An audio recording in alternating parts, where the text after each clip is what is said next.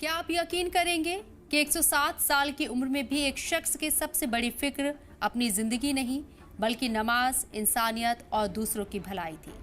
एक बुजुर्ग बाप अपने बच्चों की तालीम का हाल जानने के लिए 4 से 5 किलोमीटर पैदल चलकर स्कूल पहुंच जाता था। और सबसे हैरत की बात, जब वो जिंदगी की आखिरी सांसें ले रहे थे, लाइफ सपोर्ट पर थे, तब भी उनकी जुबान पर सिर्फ एक ही लफ्ज था, अल्हम्दुलिल्लाह। ये कहानी है यूएई के रहने वाले अब्दुल्ला दुहा अस्कर अल काबी की, जिनका 107 साल की उम्र में इंतकाल हो गया। उन्होंने अपनी आंखों से रेगिस्तान वाले पुराने दौर से लेकर आज के मॉडर्न यूएई तक का सफर देखा, लेकिन उनकी असली पहचान उनकी उम्र नहीं, उनका किरदार था।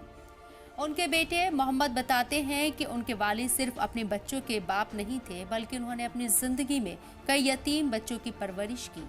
जिस बच्चे के सिर से माँ या बाप का साया उठ जाता, उसे वो अपने बच्चों की तरह संभाल लेते। लोग उन्हें सिर्फ एक नेक इंसान नहीं बल्कि मोहल्ले का रहनुमा मानते थे। अगर दो लोगों में झगड़ा हो जाए तो वही सुलह करवाते। किसी की शादी में मदद करनी हो, किसी गरीब का हाथ पकड़ना हो, वो हमेशा सबसे आगे रहते। एक और बात जिसने लोगों का दिल जीत लिया, वो खुद गाड़ी नहीं चलाते थे।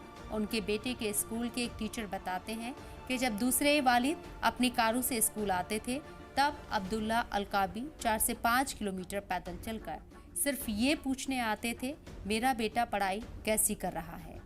टीचर कहते हैं कि उनके चेहरे पर कभी थकान नजर नहीं आती थी। उनसे मिलकर ऐसा लगता था जैसे सारी परेशानी दूर हो गई हो। यहाँ तक कि जब उनके बेटे स्कूल से पास होकर चले गए, तब टीचर को इस बात का अफसोस हुआ कि अब उस बुजुर्ग से मुलाकात नहीं हो पाएगी। जिंदगी के आखिरी 1.5 महीने उन्होंने अस्पताल के आईसीयू में बिताए। मशीनों पर थे, सांसें भी मशीनों के सहारे चल रही थी। लेकिन जब कोई उनसे पूछता, आप कैसे हैं, तो उनका जवाब हमेशा एक ही होता, अल्हम्दुलिल्लाह, अल्हम्दुलिल्लाह। और अपने बेटे से सिर्फ एक बात कहते, बेटा मेरे लिए दुआ करना। कभी कभी इंसान की सबसे बड़ी दौलत उसका बैंक बैलेंस नहीं होती, उसका अच्छा अखलाक, लोगों के लिए की गई खिदमत और अल्लाह का शुक्र अदा करने वाली जुबान होती है।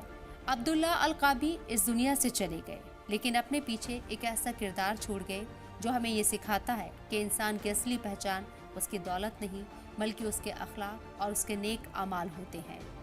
अल्लाह ताला उन्हें मग़फ़िरत अता फरमाए, उनके कब्र को रोशन करे और हमें भी ऐसी ही नेक ज़िंदगी जीने की तौफ़ीक़ अता फरमाए।